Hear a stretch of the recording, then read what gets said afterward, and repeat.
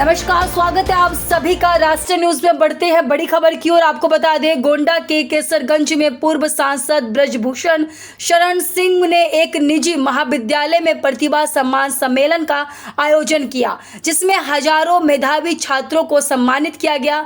तो वही मीडिया से बातचीत में उन्होंने नीतीश कुमार की बैठक को सामान्य बताया और एनडीए में किसी तरह की नाराजगी से इनकार किया। तो वही मायावती की रैली पर उन्होंने कहा कि इसका बीजेपी पर कोई असर नहीं है।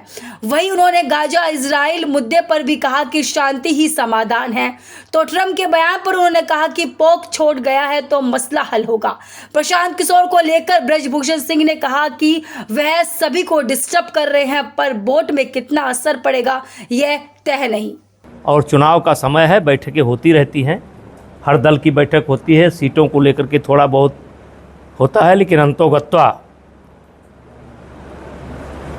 एनडीए में कोई झगड़ा नहीं है, नहीं ऐसी कोई बात नहीं है, कोई नाराज़गी नहीं है।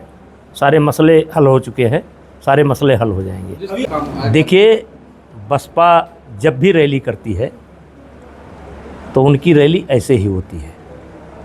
उनके कुछ समर्पित कार्यकर्ता हैं, उनके पास कैडर है, उनके पास संगठन है, और वो अगर चाहेंगी तो इससे बड़ी भी रैली कर सकती है।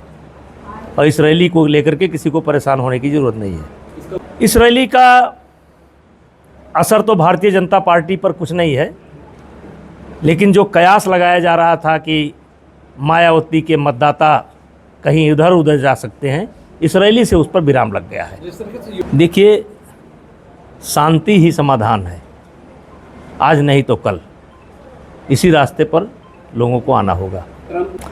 हो सकता है हो जाए।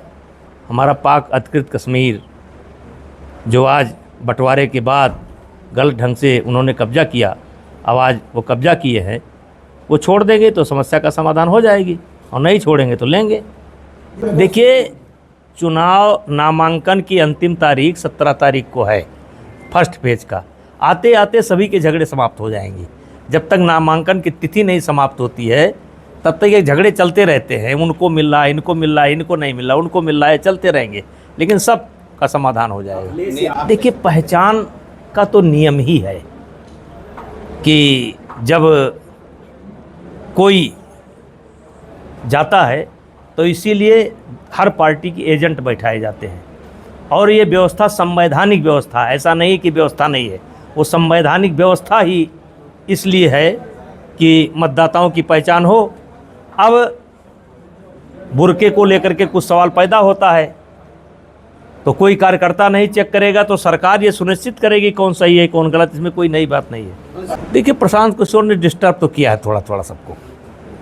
अब यह है कि वोट में कन्वर्ट होता है कि नहीं कन्वर्ट होता है, ये मुझे नहीं लगता कि वोट में कन्वर्ट होगा, क्योंकि चुनाव अंत में जाकर के वहीं सिमट जाता है कि कौन जीत रहा है कौन हार रहा है। फर्स्ट और सेकंड के बीच में सिमट जाता है, लेकिन प्रशांत किशोर ने जो है डिस्टर्ब तो सबको किया है।